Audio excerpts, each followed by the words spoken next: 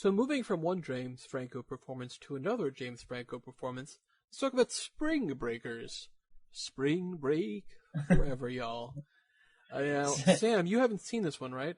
No, I have not. Although it's been recommended to me, and I probably would like to see it at some point. Sam, you'll be happy with some of my sort of feministic rantings on it. Oh, really? About it. Well, first we're going to talk about the nerdiness of it. Like it has, I guess, a little bit to it. I mean, it's kind of an experimental film. If someone, it was made by the same guy who made Kids years ago, right? That's right. Right. Which makes sense. I mean, he's really good at depicting really like kind of horrifying and kind of realistic looking things.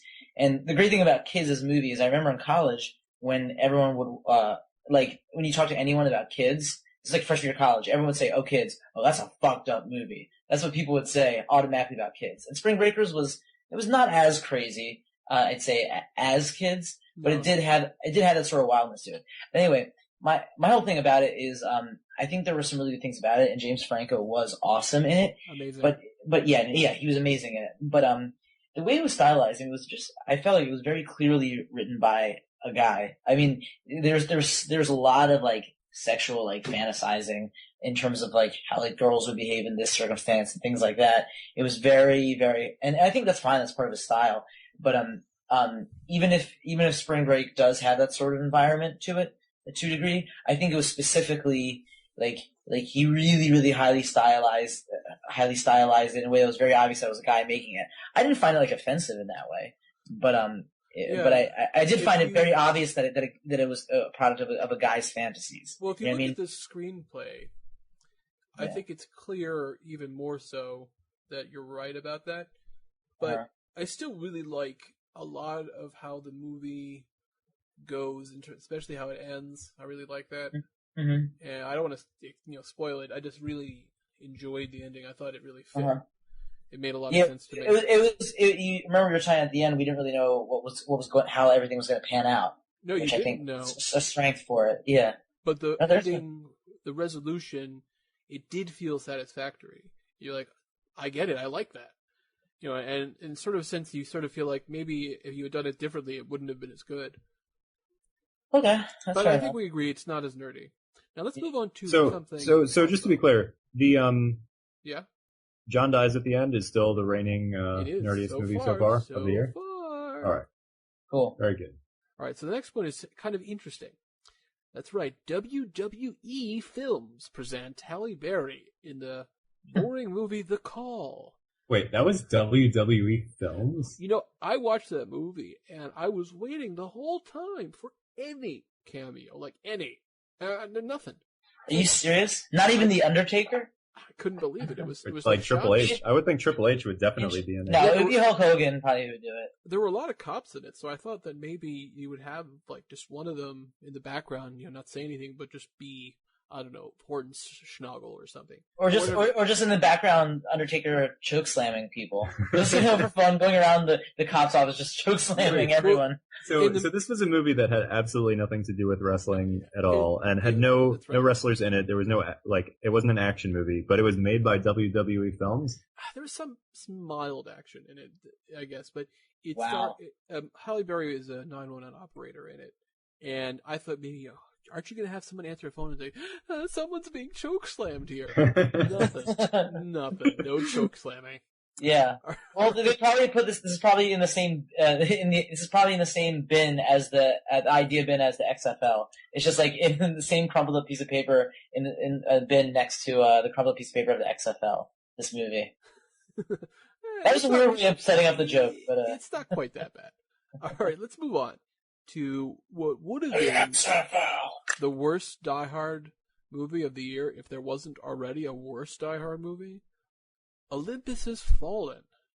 Stay tuned for part 2 of the podcast. Previously on Nerd Punches Nerd. So this was a movie that had absolutely nothing to do with wrestling at all, and had no wrestlers in it. There was it wasn't an action movie, but it was made by WWE Films. Wow.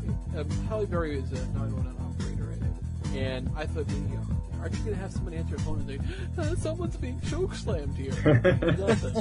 Nothing. No choke slamming. Yeah.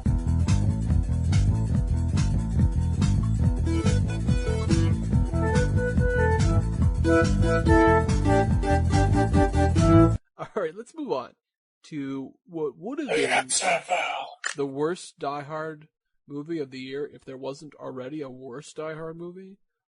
Olympus Has Fallen. And Gerard Butler is... I need to say something.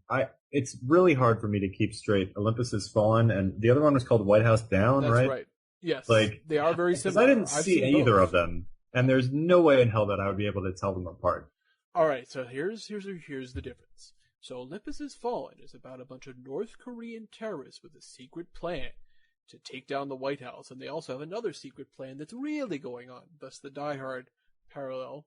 And Gerard Butler plays a former Secret Service agent who basically is the only one who survives an attack on the White House, and he has to help. He has to team up with the ghost of Kim Jong-il, who's helping him out. No, there's no team ups, and there's no team ups in Olympus Has Fallen. But he does have to worry about the kid of the president to be. He doesn't team up with the president? No, that's the other one, right? That's right. He has to save the president's kid at one point. Anyway, and he has one good line. And White House Down is about a bunch of sort of techno-fascist Republican terrorists of sorts that basically attack the White House, and Channing Tatum, who is a failed Secret Service agent because he didn't actually get hired, he applied but didn't get it, has to help save the president with the help of the president, played by Jamie Foxx. And basically, he was about to just it's a very anti-defense industry. Anti-defense industry, because it's really sort of saying that Jamie Foxx is going to end all the wars, so now all the defense industry people are mad. And instead of having to save the president's son, he has to save his own daughter. Cool. Okay. But other than that... So give me something to like what's really like the difference between these movies, like in a practical sense? Stupidly patriotic. However, Olympus Has Fallen. Okay, this is nuts. But Olympus Has Fallen. It was by Antoine Fuqua, who did Training Day. Okay. And do you remember our old friend who did Independence Day? Roland Emmerich? That's right. He's the one who did White House Down. Oh, nice. So I do kind of want to see it now. Yeah. So in that sense, it actually there's aspects that are a lot better. Like Olympus Has Fallen has a much like sort of more cynical way of hurting people, and there's a lot more like heart to the White House Down. I was going to recommend one of them, I would recommend that one. Okay. You would recommend White House Down, not Olympus Has Fallen. Yeah, if I had to pick one. Well, because, Roland Emmerich, Jeremy, as you said about Roland Emmerich, for better or for worse, you feel like at least he's trying to, or he's trying to do something entertaining or it's interesting because really Training Day is a way better movie than anything Roland Emmerich has ever done. True, but this movie is not a good movie. Okay. This movie is not Training Day. And let's just say I heard from some people that apparently quite a few of the actors were definitely not so happy with how it came out. But anyway, that being said, I think that we can say for either one, because we'll eventually pass White House Down, not really that nerdy. Okay. So let's move on to something that nobody saw, which is called Inappropriate Comedy. And let me tell you who was in it. Rob Schneider, Michelle Rodriguez, Adrian Brody, Lindsay Lohan, and Ari Shaffir as the amazing racist. Really? Yeah. That's an impressive cast. Yeah. I mean, putting aside Michelle Rodriguez, who actually is in like some decent movies, that is an impressive collection of like, just either shitty actors or in Adrian Brody's case, actors who are famous for like doing shitty stuff and like not caring about it. Yeah, and it made a nice, amazing $156,000. Wow. Are you serious? Yes. And that was on 275 screens. Wow. So, not so great. I'm sorry, comedy nerds, because this was not a good vehicle for anybody. Okay, all right. We need to move to the next one. So I'm going to skip past Admission because that's not really. You're going to skip Admission? Yeah. It had Paul Rudd and Tina Fey. I saw Admission. You think it's nerdier? It was a little bit nerdy.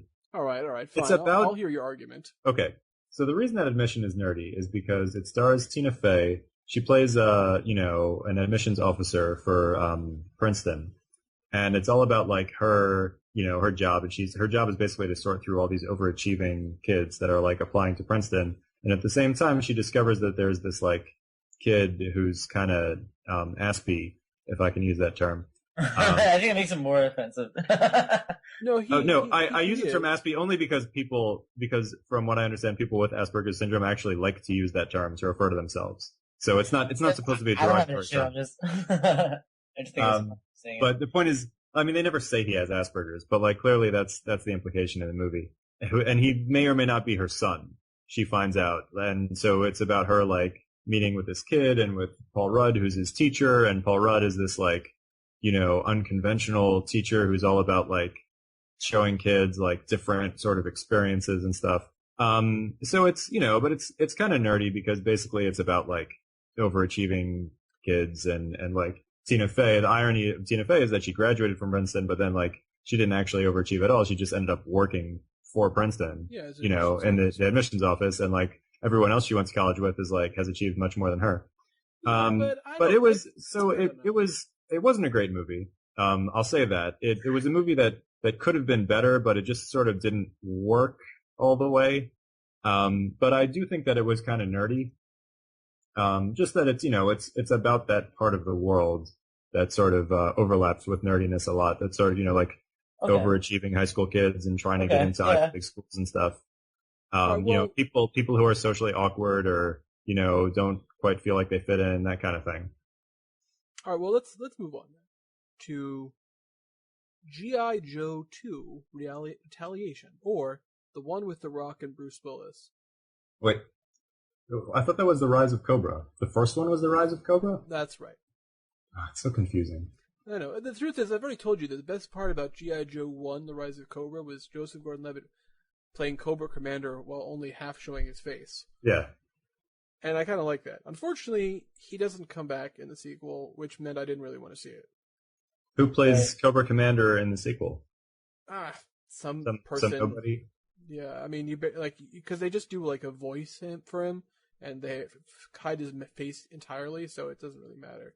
Although I am kind of interested because of the Rock part, so I'll probably see it eventually. It's still somewhat of a contender for nerdiness. It definitely isn't nerdier than yeah, but I mean, G.I. Joe has some of the nostalgia factor, but It's definitely nerdy in the sense that it's based off like a kid's cartoon from the 80s, which automatically makes it nerdy. Yeah. But yeah, Transformers. Yeah, movie? I'd say so. The first Transformers movie, I think so. I think it was nerdy. In a sense. This is the second G.I. Joe movie. Yeah. Okay. I don't know. All right, well, let's move on. We can skip past Stephanie Meyer's bombed movie, The Host. Oh, you want to skip The Host? Well, I'll just say that it failed. It did not do well at the theater, which basically proved that teenagers aren't just mindless idiots. It's basically like Twilight with lizards or something, right? Aliens, but you're aliens, but like lizard aliens. Yeah. It's not a whatever. All right, let's move on. There was the Evil Dead remake, which also did badly.